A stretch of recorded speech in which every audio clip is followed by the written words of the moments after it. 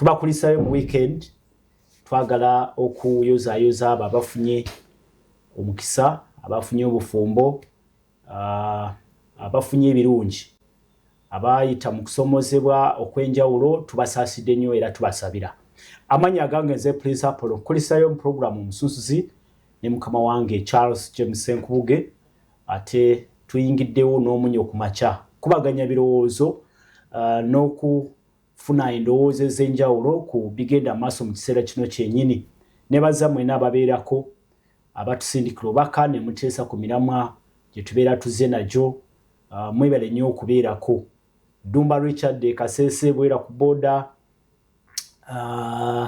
Sembus Ivan Ekalerwe mwena sisobola bamenya bamalayo James Nimbale Amos Lukunjiri Ntungamo kale mwena tubaniriza tukwaganye ebirowoozo tandika wiki mpya abaana bazzeeyo ku masomero naye era n'ensonga z'ebyobufuzi nazo zikyagendera ddala maaso akalulu ak'Ekawempe North kongedde okunyooka erudda wali byonna nga bwe tubiraba era bwe tubireese mukulikeeyo mu January lumudde enteekateeka z'abadde eri ekitugumu nga tujjukira omusajja wa Katonda eyaweereza era ne yeewaayo oboolyawo nga asimbye amanyi okwekyo kyeyalowooza nti ekituufu kale bwetyo tutandise okubaganya ebirowoozo ensonga za Dr. Kizza Besigye ze tuze nazo enkya leero ekifaananyi kyalabise si bulungi nga Dr. Retired Colonel Kizza Besigye aleeteddwa mu kooti wali ku Buganda Road olunaku olwokutaano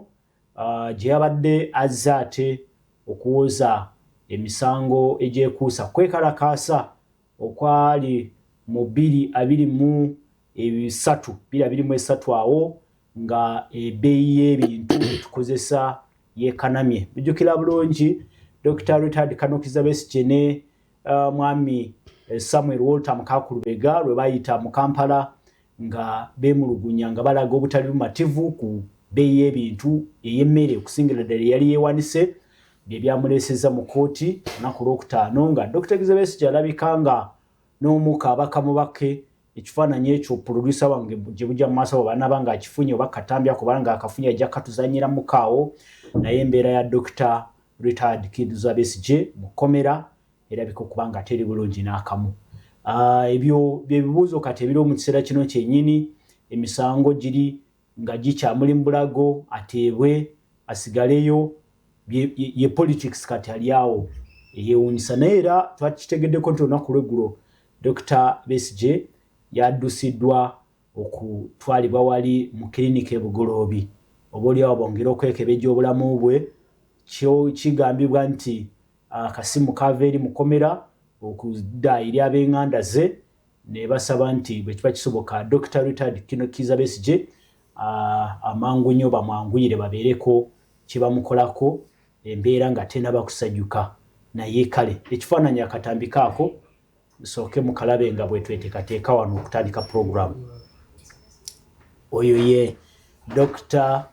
Retired Kizza Besigye ng'ali mu Kaguli wali ku Buganda Road Magistrates Court oyo ye Council Elias Lukwago nga ye mu pleader we anyonyola nengo olaba nti Dr. Kizza Besigye embeera yeeyo kale ndooza kyekyo kye tubadde twagala tubalageko katono tutandike puroguramu amanya gange nze Prince Apollo ni mwesigaddani munnakibiina kya NRM amanyikiddwa nga Honorable Ogwanga Mujje ali nange mu studio yakedde ali nange mu studio zijja kumusaba asooke akubuuzeeko ate tusimbule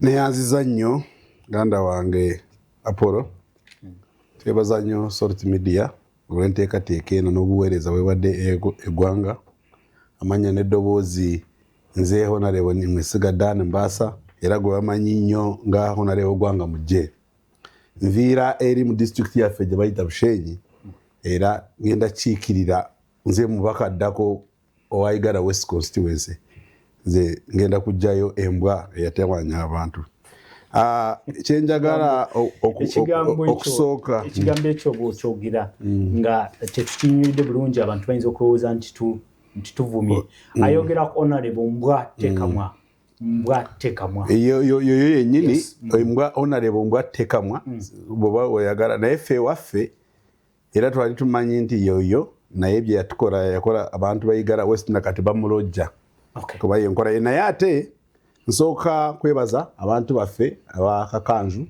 Nyabubaale Bitoma Kyamuhunga Kizinda ate nenyongera n'okusaasira eri family ya muzeeyi Nchocho muzeeyi Nchocho eyafudde era bagenda mu muziiko nnako olwaleero nsaasira nnyo family ya Kitabire abantu bange nnyo era muzeeyi oyo abadde muweereza wa kanisa naye Mungu yamujulidde naye kibadde ekitalo nnyo wa family ne community ya Butale Trading Center ne Kyamuhunga yonna ne then twebaza nnyo President Museveni eyagenze n'atalaga ekitundu eky'ekigezi ng'ayigiriza enkola ya PDM abantu bwe balina okwejja mu bwavu nalabyeko President ng'agenda ku muntu asembayo n'ayingira akayumba wekabakabi wano mu Africa omuntu wa President oluusi agamba abalina ebitiibwa bye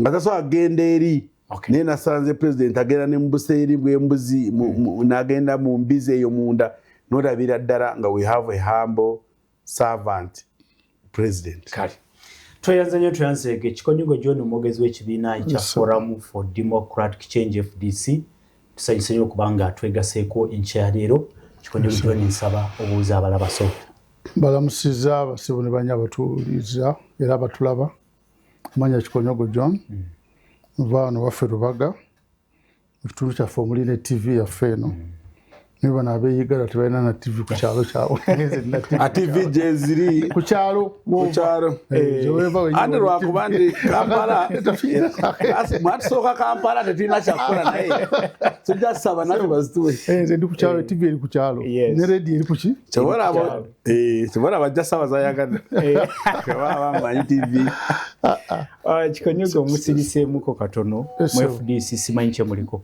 tuli ku bingi nnyo era kaakati tugenda ku rolling out electoral program yaffe ya FDC olaba tugenda okukola bbanga lino tukere tunatuuka mu kulonda mu January February next year olunaku lwali bagenda biteekayo manyi olina okukola ebintu mu budde waabyo tetulina nnyo mutawaana eka mpozi ekiri mu ggwanga ekimu okulaba nti yali former president waffe tali mu mbeera nnungi ate nga nze ndowooza ng'eggwanga twandibadde ekintu kino tukitereeza mangu oba muno aba alina omusango kinyuma nnyo omuntu okumuteeka mu kkooti nga mulamu bulungi kakati kyekyandibadde kisooka obukulu obulamu bwe kyekikulu kati ne oba olina omusango gw'omulinako asooka abeere nga mulamu olyoke okole ki omuteeke mu kkomera bulungi nga bw'oyagala manya mu kkooti naye engeri gyafaananamu kakati tesanyusa nnyo ggwanga ffenna ate ng'eggwanga ffenna kituswaza era nga kyatuswaza alina gamba abaana okusegirinya ffenna tukirwanirira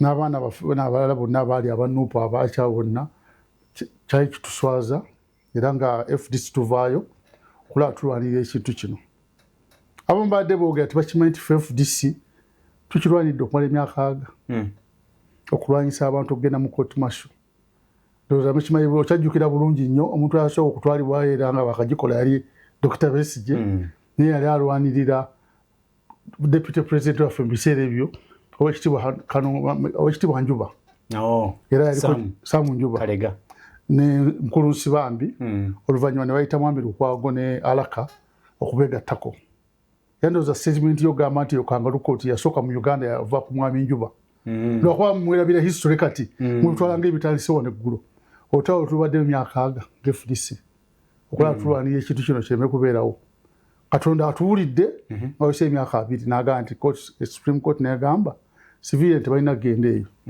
oba olina obujulizi obumala obutwala wonna mu nsi n'obutwala mu bantu n'obubalaga osobola convincinga butwale mu civilian court civilian court eramule bulungi nnyo era ojja kufuna ekimu kasobola olina obujulizi obumala gavumenti oba erina obujulizi obumala ebutwaleyo naye kirabika bubi ffenna kitulabisa bubi ng'eggwanga kuba nti omuntu afaana bulungi ate ng'akyalina okubeera mu kkomera ekyokulemera Dr. Kizza Besigye mu kkomera nga bw'oyogedde nga n'obulamu bwe bulabikanga obutali bulungi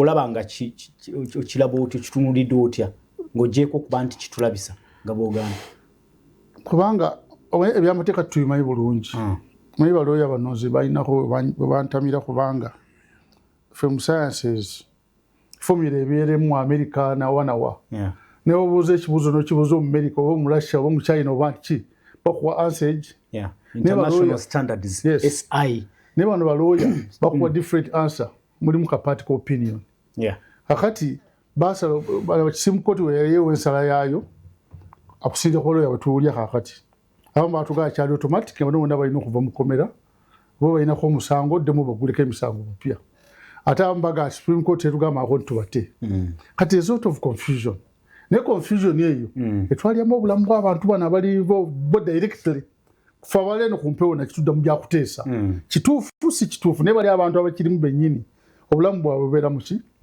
bukwatibwako kubanga lwakuba dokita tumumanyi naye bangi nnyo abalala betutamanyi ab'ekkalamojja bonna tetubamanyi bano bonna abaana ababadde abanupu tetubamanyi ne ku ssaawa dokita bamusiba ne Haji Obed naye olwo ensi yonna yonna tejjukira bulungi nti Haji Obed akyaliyo ffenna tumanyi omuntu ki so twali bali tukitunuulira nti ng'eggwanga ddala ki ekisinga obulungi ku lwaffe oku waliwo n'amateeka naye ki ekisinga obulungi wadde amateeka tugakola gaffe tulina obuyinza okulaba tujjamu ekisinga obulungi ekiyamba ki eggwanga omuntu waba alina rights ze zosooka okutunuulira zitunuulire waba singa nga kooti we yagamba zindooza bandibadde babata gavumenti weba eyina emisango netegeka DPP neggulayo emisango bulungi nnyo noddamu nobakwata oba beetaaga obakwata nobatwala mu kooti wabaddewo ennyinyonnyolo okuva mu nsonda ez'enjawulo okusingira ddala mu ofiisi ya Attorney General nga bagamba nti kooti kye yasala kyali nti emisango giyimirizibwe seize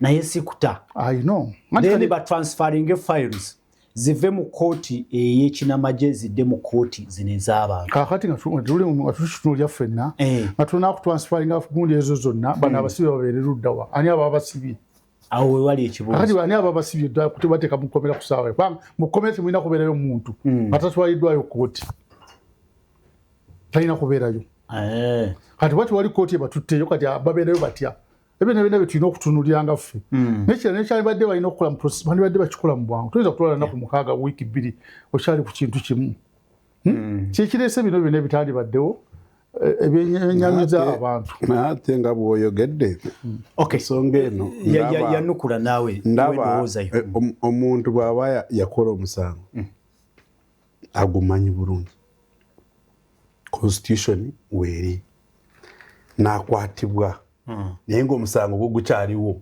omusango gwo Besigye tanabagamba nti teguliiwo omusango nakimanya nti weeguli n'atwalibwa mu kooti kambale kiringa omuntu okumugamba nti akoze omusango kansuubire enansana ate bamukwatidde emukono ne bagamba beerako emukono wano poliisi nga bwe tutwalewa enansana gye wazaawa omusango bwe nogamba musooke mumute addeyo gy'abadde ab'enansana bajje bakole ki bamutwale enansana kiba tekikola makulu Besigye bw'ojja ofolowinga nga bw'olaba abakulu bye boogera mu magye kuba sitwalabyeko omwogezi w'amagye Felix Kolayigye ng'ayogera n'agamba ekintu kyeyali ayagala tuusa ku nsi eno ebirala babisirikira tebagala nabyogera naye nti oluusi bandimumazeemu n'omusuweeyo mu bbanga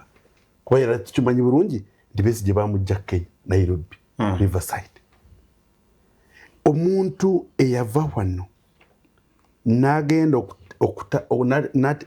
okutabangula eddembe eriri wano essaawa zino ne bamukwata ne bamugamba tebamututte mu kooti y'amagye kumutulugunya mu detention ya military okumutulugunya ali Luzira wali abamagye abasibiddeyo bamagye ababasivilian prison y'abasivilian kyengamba kuliyo bonna gyali towudde nti Dr. Besigye ali mu safe house oba ali mu military Makindye ali Luzira era n'abafamire bagenda ne bakola ki ne bamulaba Besigye bwasalawo nga ye ng'omuntu n'agaana okulya emmere gye bayise hunger strike gavumenti ekwate emmere egimuteeke mu kamwa by force oba family ye ino omukonvinsinga n'abooluganda bano bakwano be baganda bange bano bagenda bamugambe musajja gwe lya ku mmere eyo.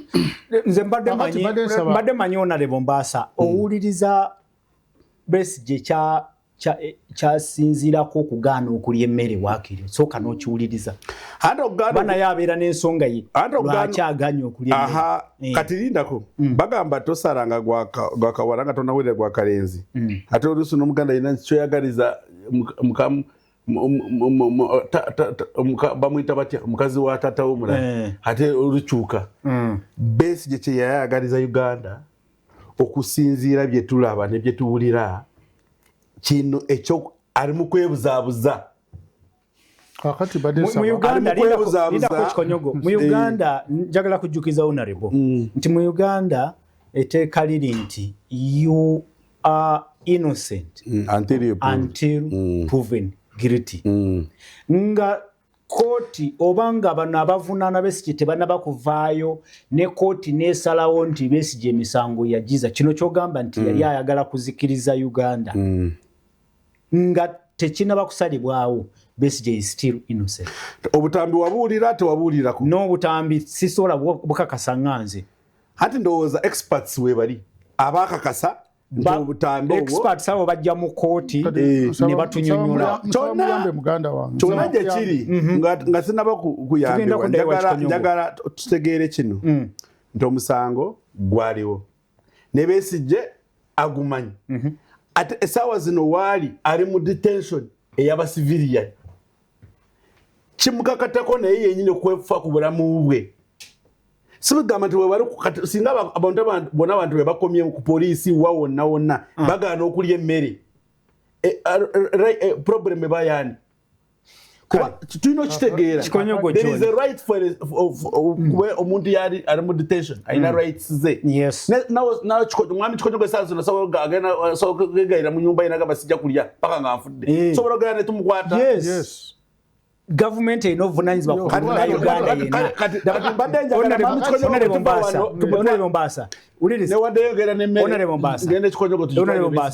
Ne bw'ogamba nti nina akacupa k'obutwa ngenda kukola ki kubunywa nfe buvunanyizibwa bwa poliisi okukwata ekuziyiza okukola ki kitegeera okulaba nti omuntu teyetuusaako matunana agenda n'eyo omanyi muzungu agamba justice should be done but should also be seen to be done. Kakati ku ssaawa eno Besigye mwamugire Nairobi ne mutuuse e Kampala kireza mwine enough security okumulemesa omuntu yenu mubajjako si ekyo lwaki singa Besigye ku ssaawa eno mumuteeruzira n'afuluma ne muddamu ne mumugamba nti wadigire emisango gunya tugabe bweti ne muddamu ne mumukwatira ebweru ng'afuluma ne muteeka mu detention ssaawa za 48 okumutwala mu kooti. We have ever done it when basigirinya bonali bakutekana what have you tekikolebwako lwaki ku ssaawa eno mumute afume biri bigwe muddemu bagamba mumukwate again mumudetaininge bulungi process y'amateeka ekole ki etandike. Mu Uganda we tubaye tukola ng'abantu abali civilized birona n'ogamba nti omusango gwe munene and what have you the mere fact it mwalina capacity of fairness security mujje Nairobi ne mu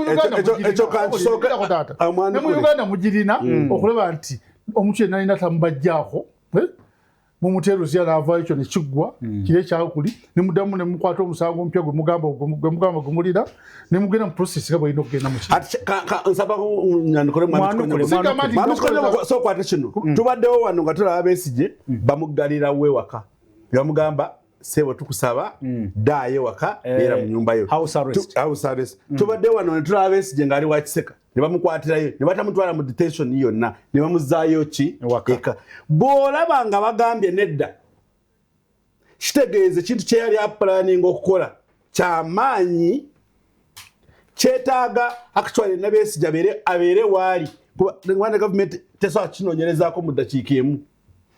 Kale yendowoozayo ekyo kyasaba kyaliwo endowooza yange njiraba kuba naffe lino eggwanga lyaffe ffenna omuntu yanatabula emirembe Besigye asobola okutabula wano emirembe nange nenkosibwa ate nga nze siwagira Besigye nenkola ye ate naye nga bw'aba aleese wano obuzibu Kikonyogo yenga agamba kizoke kasita Besigye yakoze eki yabulese kyenjagala tukwate ekintu kimu Besigye ari under detention eri constitution Besigye akimanyi bulungi teri eyamuwadde nti yamugambe tolya mmere bane mubamume mmere Besigye alindirire emisango gye yazza bakoleko investigations DPP afune obukakafu obumala okitegedde fayiro honorable principal y'omunsi yagambye fayiro yatandise okukola ki okutambula fayiro ye genda mu right court egendeyo avunaanibwe mu kooti ez'abantu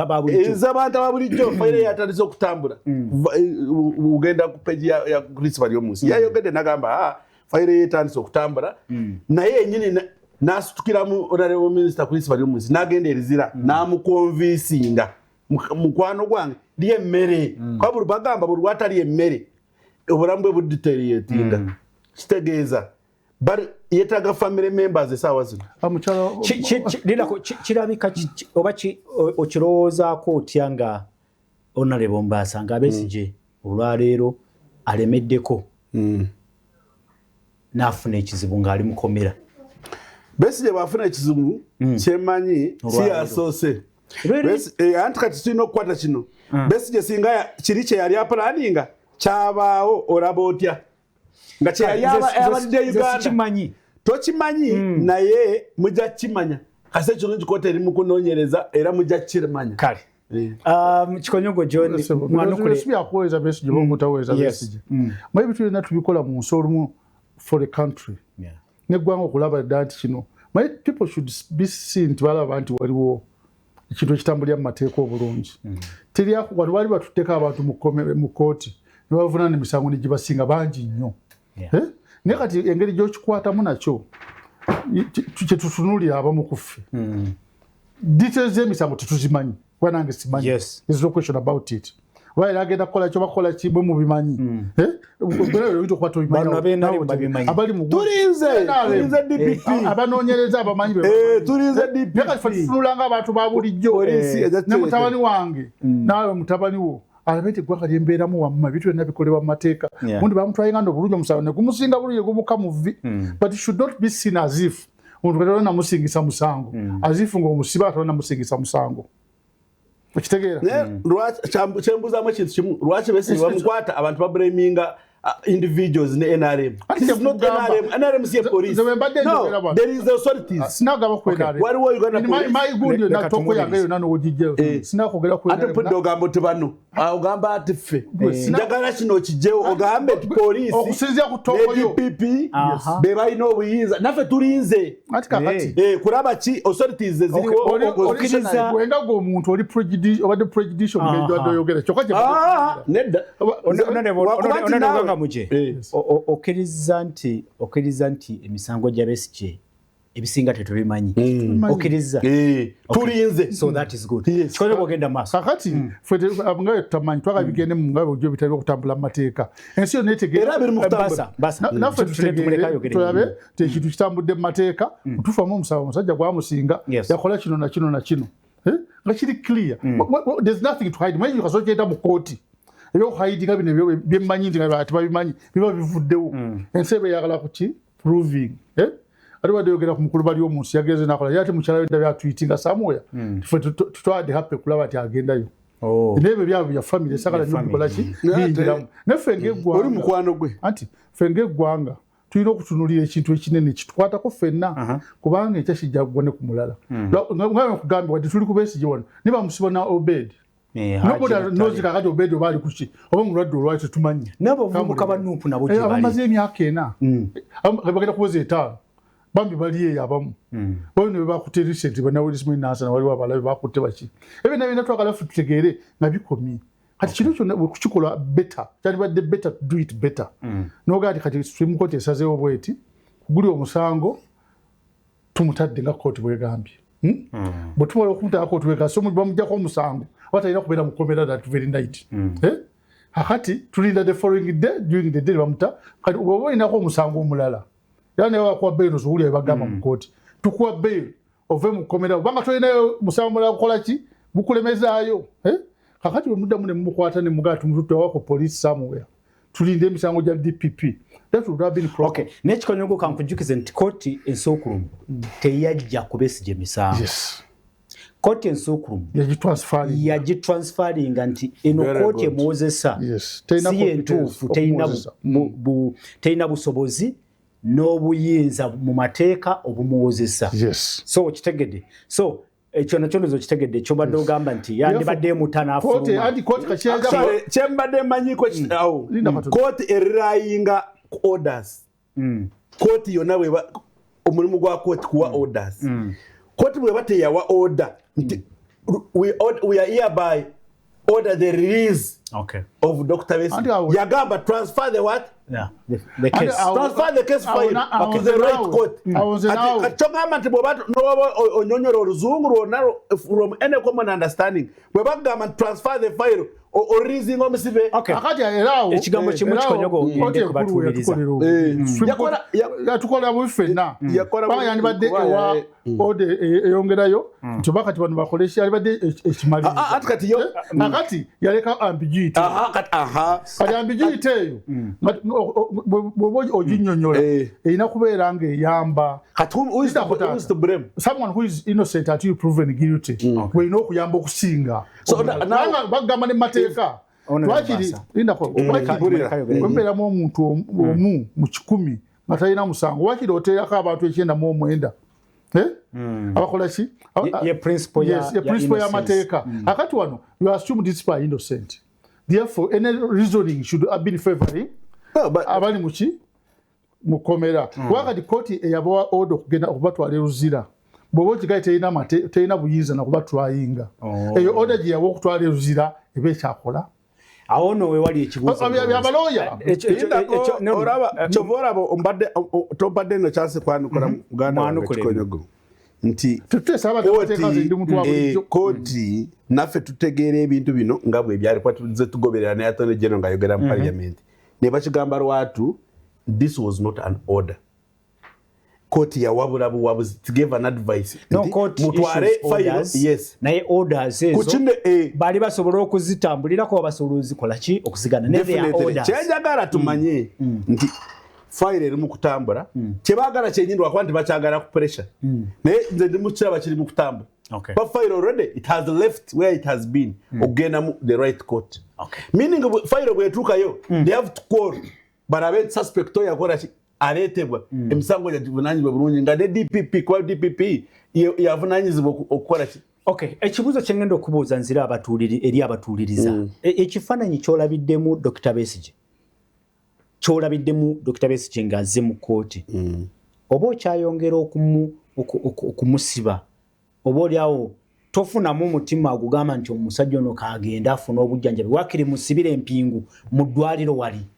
Goya nukula ngamba ekyo kirabye gojeke bya mateeka manyi wetwatu omuntu ali mu makomera oba ali ayina emisango waliwo obuntu omuntu okulaba nti ono omuntu mbeera gyalimu mbi kyovora banasanyusa ennyo gavumenti abagambye Dr. Besigye addukidwe bamutwale mu ddwaliro ebugoloobi afune obujjanjabi era yabufunye lunaku lw'eggulu ndowooza twagenze kulaba nakirabye ku Twitter ya mukyala we ne bagamba bamututemuwa mu ddwaliro ero government yakoze responsibility yayo okulaba nti Dr. Besigye afuna ki obujjanjabi.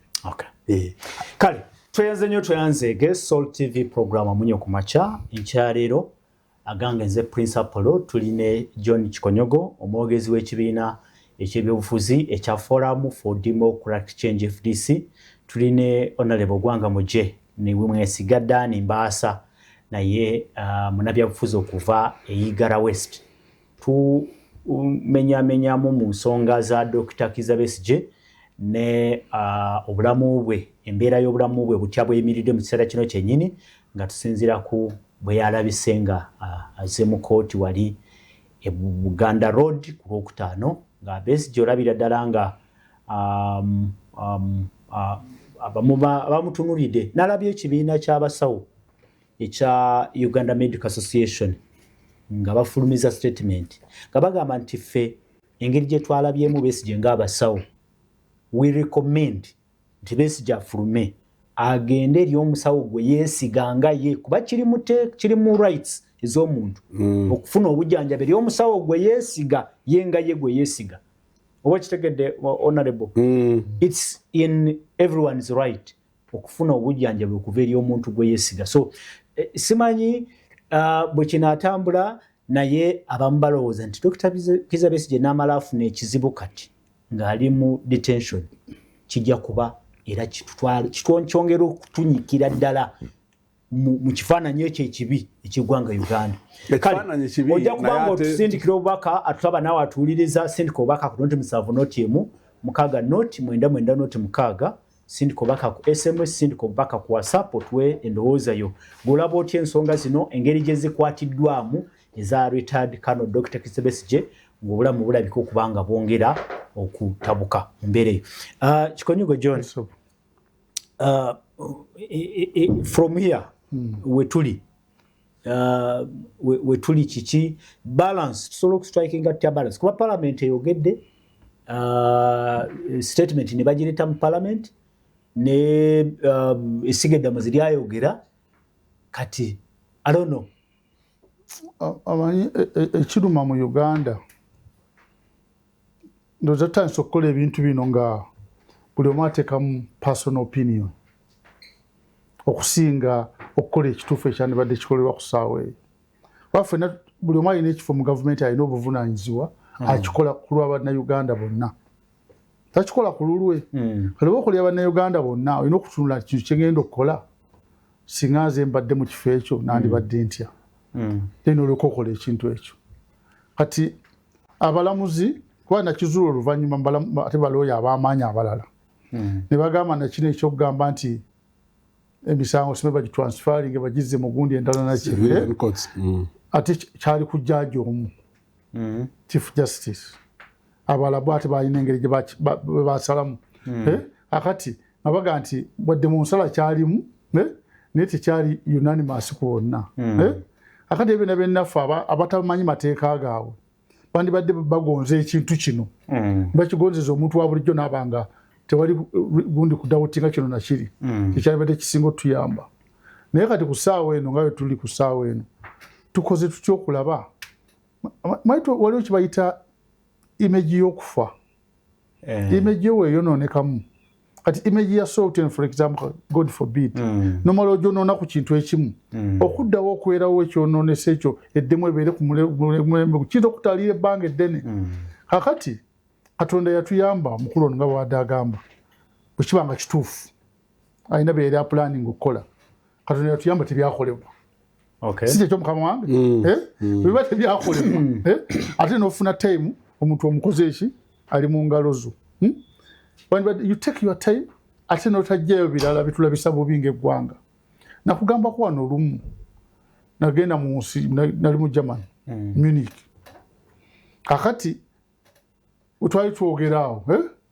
Spain it was Spain ku kazinga somewhere some very nice island kakati osajja tuga wakite muri ya fruits bwa mu Uganda fe tutakulya fruits zino zi substandard of mu Uganda tulina original fruits bana Uganda twali tutuzia fe nanga ninga bewo nyachi bana Uganda tibali ya mvugano na kitwaga fe tusabire kubanga bili substandard of tulina amenvu agali natural alibaka muvawa ningamba Uganda omusajja wali bageno tuweereza yadduka emisindo gendo kuyita manager wa hotel come and see Uganda Idi Amin ekifaananyi nga kye balina kya Idi Amin nenga Amin yafadde emyaka nga 10 nenga tukyalina ekifaananyi kyani Idi Amin otwagenda Germany yakye bali bamanyi Idi Amin na Kony nobody knew President Museveni mu area eyo ne bamanyi abantu abo mu Uganda Idi Amin naki na Kony katwali tumaze emyaka atisebo gitwali mu 15 nga tetulina bad name gitubaye tukola ki tukola ninga tutayinko kulaga images zino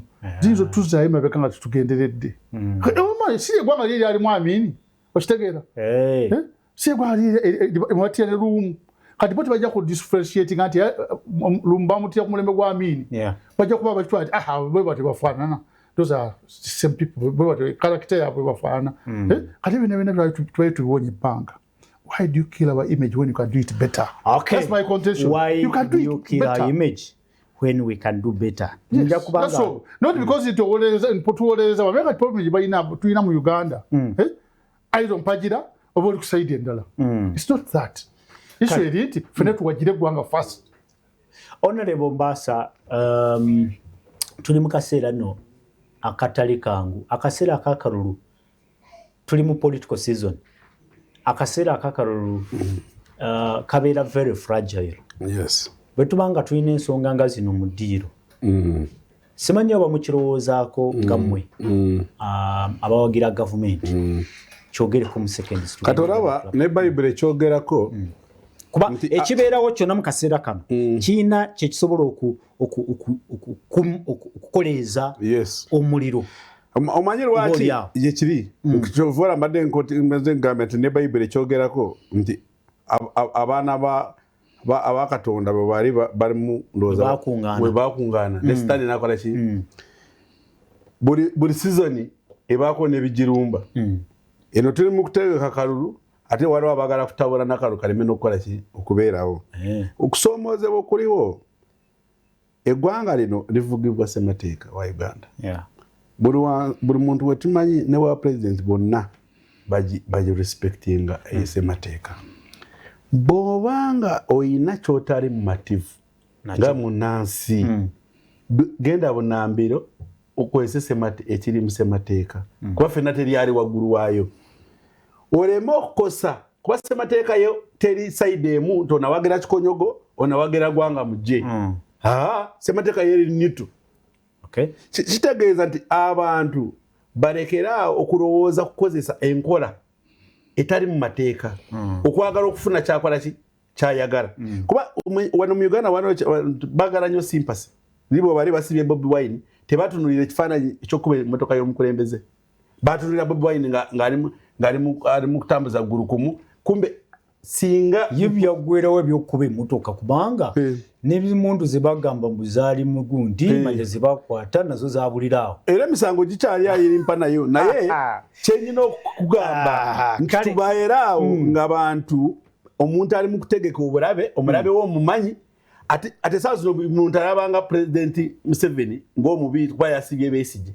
Kyekifaananyi ekiri mu ggwanga. Besigye bambe muyinnyo mulwadde ate ne beerabira tate Besigye kyabadde agenda kutuusaako ng'eggwanga kibi nnyo mujja kukimanya kuba mwalabye twiti nalabye twiti ya chairman wange wa PLU General Muhoozi Rugaba yagamba you cannot sit ndowooza mwagirabye netukuleka nze nali ndowooza nti oluusi byakusaaga nga ndagamba tumutwale oba Besigye bamukoleko naye but okubanga okubeera Munnayuganda agondera amateeka tekirina kyekikugjaako si buli Munnayuganda ali wano mumativu n'enkola y'ebintu ebitambalamu naye ekituleetera okubeera wamu ye ssemateeka. Nsaba abantu bonna ne bw'aba Besigye alina famire ye naye wano alina ab'enganda ze violence teyina kyetuyamba teyandibadde nga yinkola.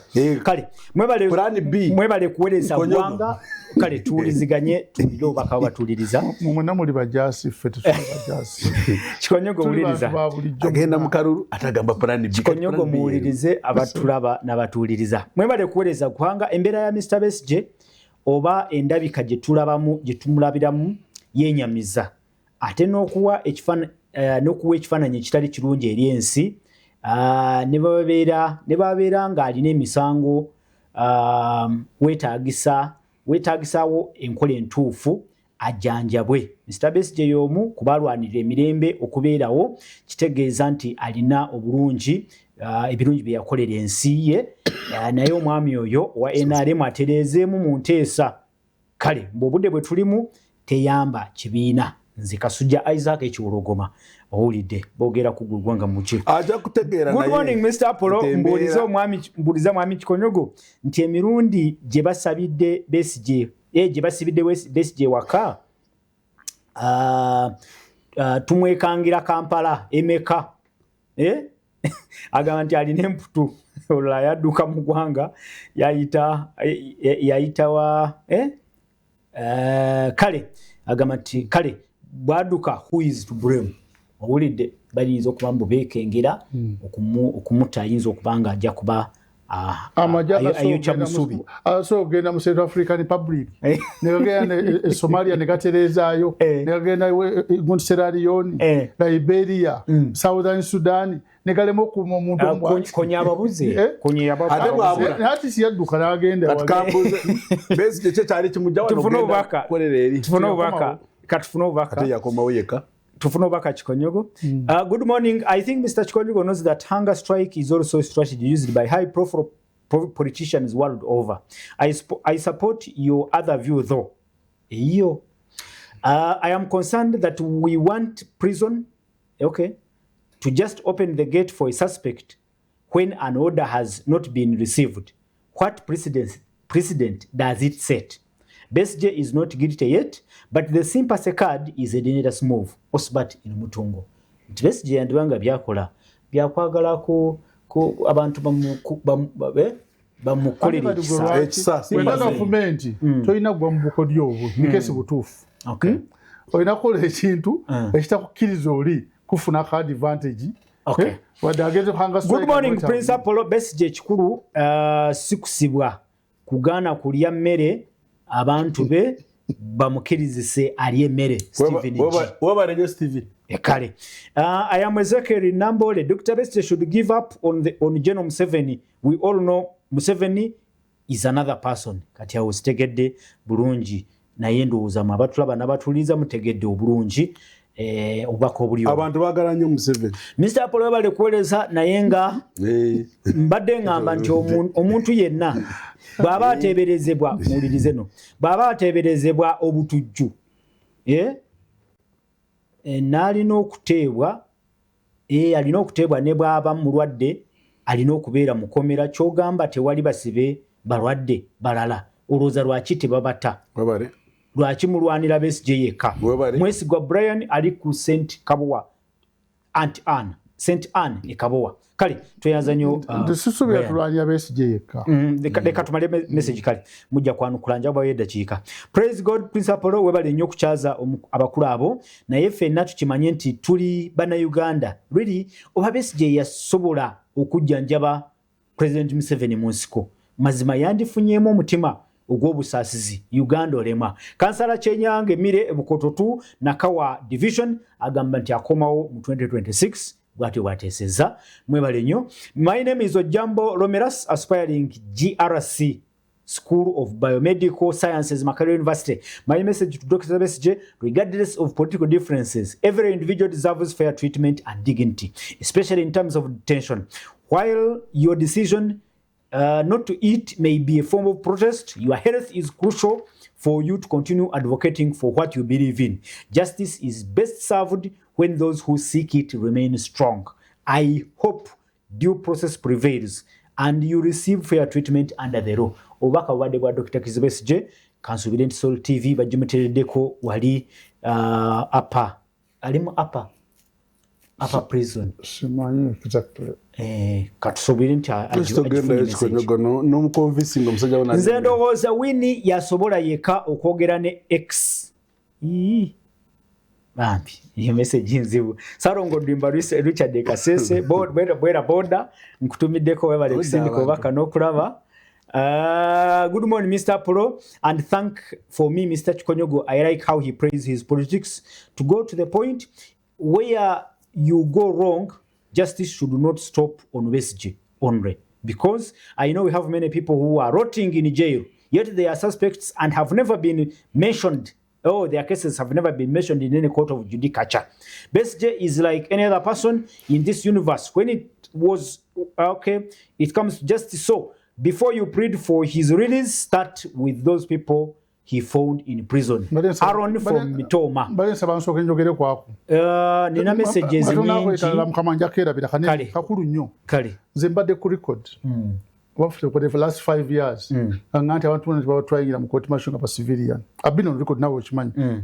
Secondly, nze ku Monday wedde na press conference.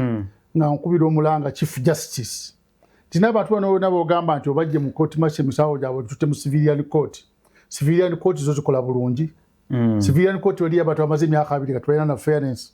Yes. Court martial ndo buzibu bwayo ne atise emisango gitema faster. Newe kutemedde bine faster. Nendo civilian court emisango gibeeraawo otuwa ku misango gy'ettaka ndoza 80% emisango gy'ettaka. Je jiwangala. Bagisasula. Je jikandalira. Gimala myaka 2 3 nayagwaba nafa nayamusikira nafa ne kutuko kusalibwa nga teacher yafuna na justice. Nze na kyogera ku press conference. Sigamba n'ogera ku Google jakizangayo na kugamba nejo sindisa abantu bano waliyo fairness mukuru chief justice ewuwo. Okay. Tewekwasa court martial yokka. So okanya nono agamba nti Dr. Kizza Besigye naye satellite special naye wali abantu abalana babayita mu kiri jeno ku ene Ugandan. Tovaze nkugambye ono nga ntandika. Nti ne kamulege yajali nabana abana abanufu gye bali abakalamu gye kiri ku record kitogedde hakati bobo lwanirira omuliro ogwo gujja Buganda yakyo kuwa magezi olwani nga kuchali wa neiba na kigamba dawana muliro gwo kuchali wa neiba joina na ogera n'olwanira tokulinda kutuuka wuwo tomanyi kyo kutuuka kutuuka ekituuse ku Besigye kyandituuka ku Mbaasa. Yes from 1994 fetwa lwani abantu bali mu komera twalwani yazeni abantu batukaza ngano tukaza matulina mmengawo mulwani abati abasajja b'engulu abo batubonyabonya nnyo nakikugamba story mukama ne tubagamba nti omuntu alina amagezi tokiza government kumanyiza kwata abantu nga tete bawoza kijja kuva kuba n'ab'engulu ekyakitaliko kukwatamu by then Mbaasa nina kotata nga wogamba Dr. Besigye mu 9 ntiwasobola okusiba kati nga bakusibye nga kuba n'oluyaga totegeera kyoyogera nange okungaali wasobola okukwata omuntu wasawo naye kati ku ssaawa eno people who are arrested are more from south and west okusinga ne bunno ategeera kirwanyisize wala okiwulidde nti ne Besigye ekimuliko naawe kisobola okutuukako kati kankubuulire ffenna tetuli wano ne Mwami Kikonyogo naawe nange tuli wano mu ggwanga lino nga tumanyi nti waliwo amateeka kyova olaba bonna ne vice president yatuukayo baminisita tugenze tubalaba bonna almost bagenzeeyo abasinga ne bavaayo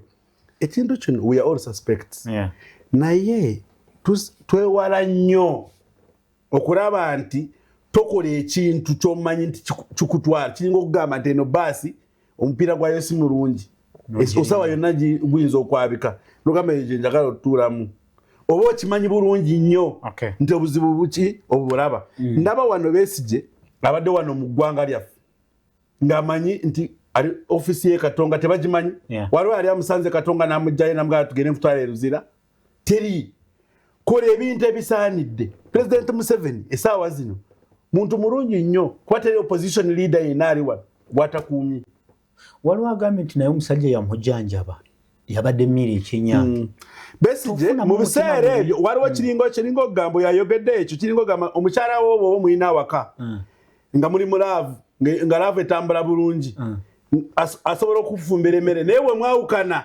bakuleetera emmere ogirya ayamusemakula Mr. Apollo leka tuwunzike I allowed Dr. Besigye to get treatment. Okay, there are many prisoners who need treatment. Okay, munsonyiwe olwakadde message nyingi sobola zimalawo ate nsigaze eddakiika emu kanji w'abakulu bano ekigambo ekisembayo nga tuva ku program nsooke nani soka nze kangende mu maaso nze by the way eya Besigye nga tubitadde ebbali Uganda yagenda mu maaso bannange mukole President Museveni yateekako enkola eya PDM Besigye yali mu kulwanirira famire ye ndowooza n'ebibye by'amanyi naye ffe bannayuganda mweberere mukivola abantu nsanyusa nnyo abantu abakobidde message nga bonna bagamba Besigye ali kubye waliyo abalala abalina obubi okusinga ki ne Besigye kwaye Besigye sisuubira nti n'essaawa zinafuna obuyambe kuva mu bazungu zino sente zonna ze bakozesa za Besigye akola business ki wano e Kampala kati kyenjagala omanye abantu banje bigara West nimba kunda munonga kandi ninyenda ngumuruge politics tuzomukora President Museveni aliona eshayona tushabangu naza kwiza omuri gureta bushenye na ankore region eyakuza kurambura eshayona tusakubantu manyisibwa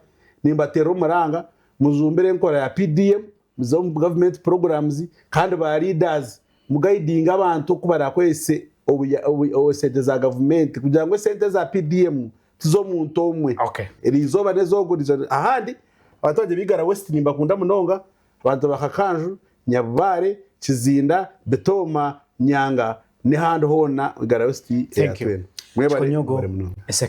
neyanziza mukisa gwotuwadde naye tetulina okukola ekinene tutunulire ensi yaffe eno bwaffe namwe tuli ate ono kyagambye nti oba gundi wali bataliiwo ne Uganda ejjagenda mu maaso oba Kikonyogo ofudde olwaliro bakijjagenda mu maaso normally all of us tugo normally naye nga tukyaliwo tugezeewo okutereeza kye tusobola okutereeza kubanga okulwanyisa abasajja bali bajja ku Uganda mwali baana bato twateekamu amaanyi gonna okulaba tufuna embeera buli omu ng'ali free naye mbanziziza omusango nga bantwalinga ng'eraziziza omusango naye nga bandekera human rights zange ekintu ekikulu nnyo mu bulamu bw'omuntu kakati tetufa kwani obaani lwakuba dokita amanyiddwa nnyo naye bangi abatamanyiddwa bali eyo between myanjo simanyi lwaki n'abali mu gavumenti yo tebagenda ne makomerago ne babuuza individually lwaki abantu bakyali mu mako yinza okusanga half of them bali badde babatatudde. I support government but life first. But again, Kikonyogo, should every prisoner go for hunger strike? Kivunike Samuel in impeach. Even be hunger strike zembe. Uli abulizi wanu simayi bitufu basi bitufu. Hey. It is a pity that people who support NRM they stopped. Kali. Martin nabalala mwena abali ku Soul TV. Martin yasindise obubaka buno abali ku Soul TV tubagaliza omukisa gwa Mukama. Katugende tukole. Bino byofuzi tujja kukoma wera tubyogere. Bwenva mu ntebe Abeli Kitaka ne Jeffrey Mugerwa bajja kujja ate batubulire biki ebifudde mu kisabo ky'ebyemizannyo Kipusiro yakoze atya byonna mubeereko temuvaako.